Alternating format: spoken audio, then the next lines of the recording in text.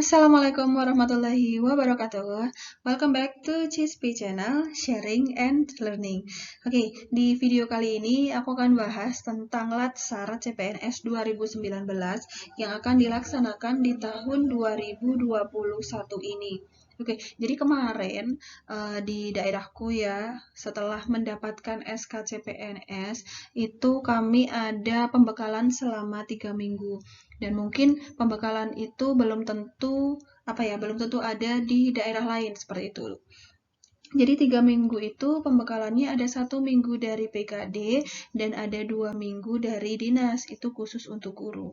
Seperti apa pembekalannya? Jadi kegiatan di pagi hari itu kita mulai dengan apel, dan dari setengah 8 sampai jam 10 kurang lebih itu nanti ada pelatihan dari tentara atau tentang kedisiplinan, tentang latihan fisik, ada senam juga.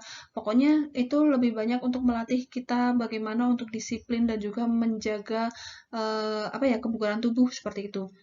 Dan dilanjutkan dengan materi-materi seputar ada birokrasi, ada nasionalisme, pokoknya semua materi yang kita butuhkan benar-benar bekal sebelum kita terjun langsung ke satuan kerja kita masing-masing. Nah, sekarang untuk di daerahku itu sudah mulai Latsar CPNS 2019. Seperti apa nanti untuk persiapannya? Oke, here we go.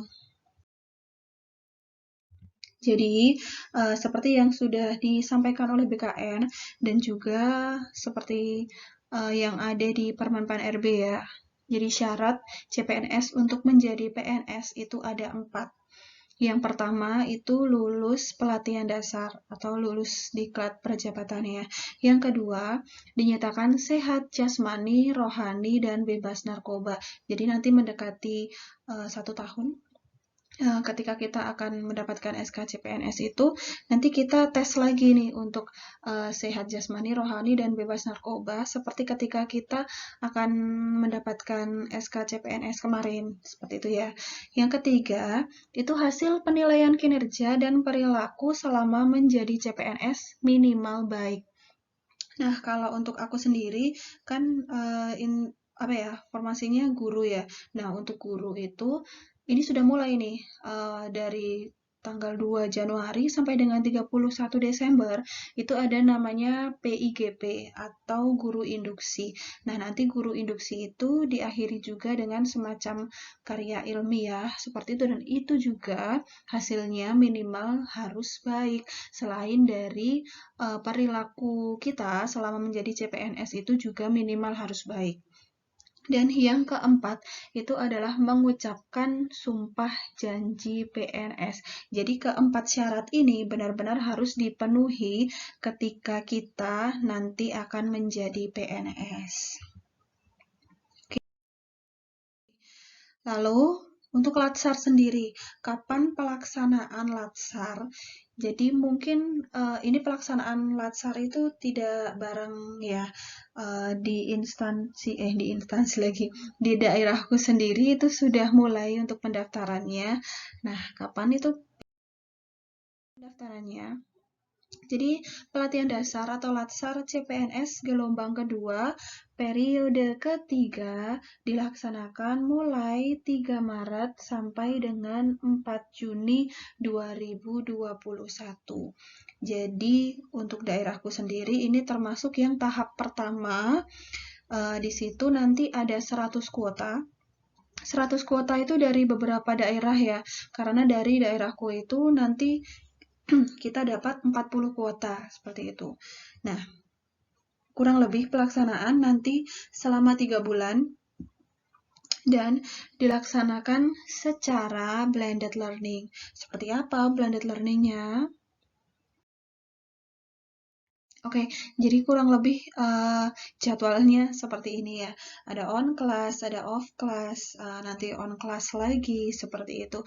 Dan karena nanti pelaksanaannya itu kan di tengah-tengah ada lebaran ya. Jadi ada libur lebaran mulai tanggal 20 sampai dengan 21 Mei 2021. Nah, ini kan metodenya e-learning ya. Kalau di tempatku itu unit kerjanya nanti ada di BPSDMD Provinsi Jawa Tengah Semarang. Jadi untuk tahap pertama ini di Semarang, nanti tahap 2 itu diusahakan di Jogja. Jadi karena ini sedang pandemi ya, maka kuotanya memang dibatasi. Jadi nanti kalau semuanya itu tidak mendapatkan kuota di Jogja, maka nanti selanjutnya itu ada di Bandung ataupun di Sulawesi, seperti itu. Nah, lalu ini blended learning-nya seperti apa? Info kemarin yang didapat itu nanti online ya, kurang lebih 3 minggu. Dan untuk offline-nya di tempat atau di unit kerjanya itu sekitar 1 minggu di akhir. Kalau tidak salah itu di akhir kegiatan pembelajaran itu. Jadi mungkin di minggu-minggu akhir ya, di bulan Juni gitu.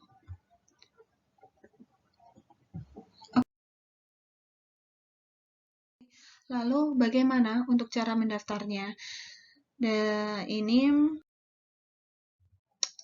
Jadi peserta Latsar CPNS itu melaksanakan pendaftaran secara mandiri online melalui website yang telah ditentukan oleh daerah masing-masing dan mengikuti petunjuk yang telah diberikan.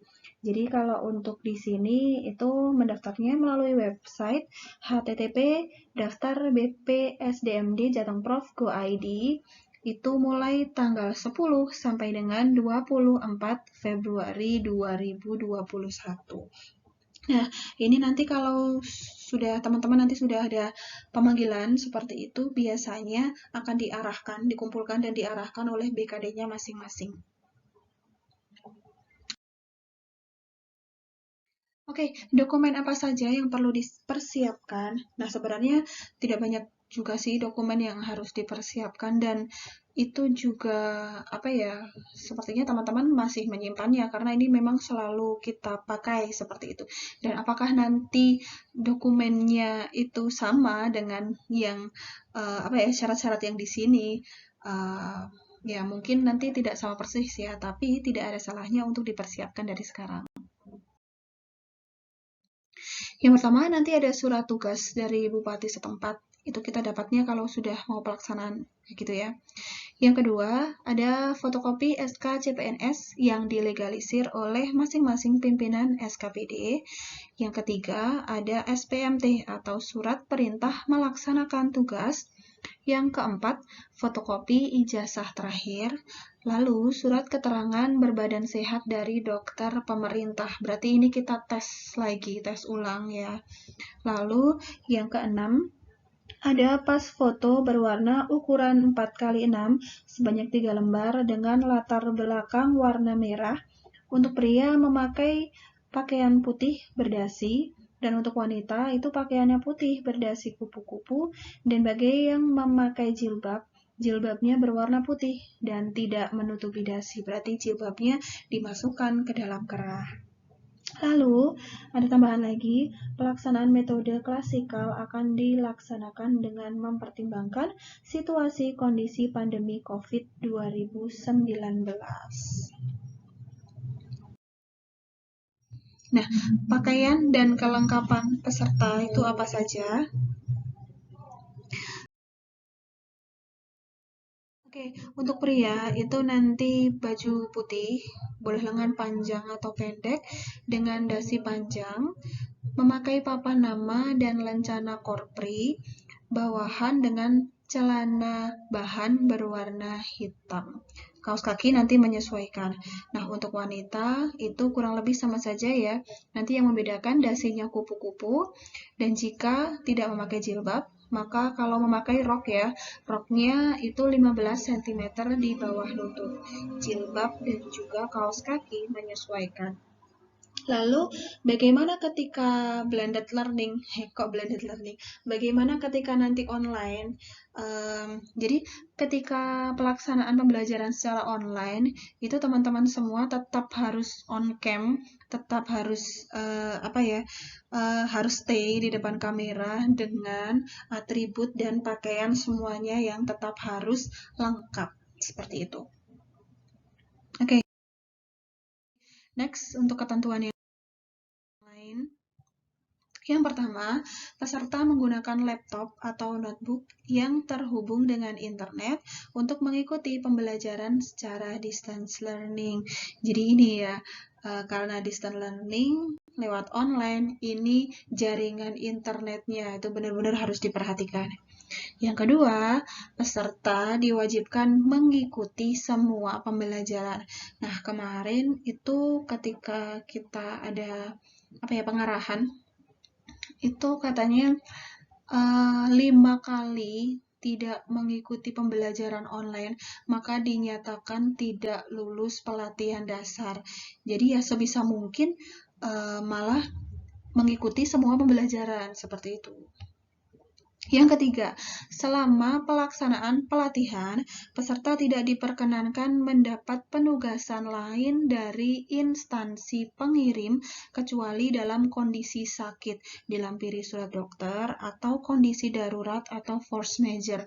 Jadi, selama nanti pelatihan dasar itu, kita mendapatkan surat dari BKD yang intinya kita dibebas tugaskan dari segala macam tugas di satuan kerja kita, supaya kita benar-benar fokus dalam kegiatan pembelajaran selama pelatihan dasar itu sendiri.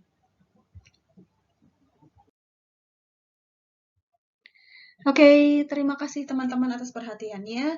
Itu saja yang bisa saya sampaikan untuk pendaftaran dan juga apa-apa saja yang perlu dipersiapkan untuk pelatihan dasar gambarannya.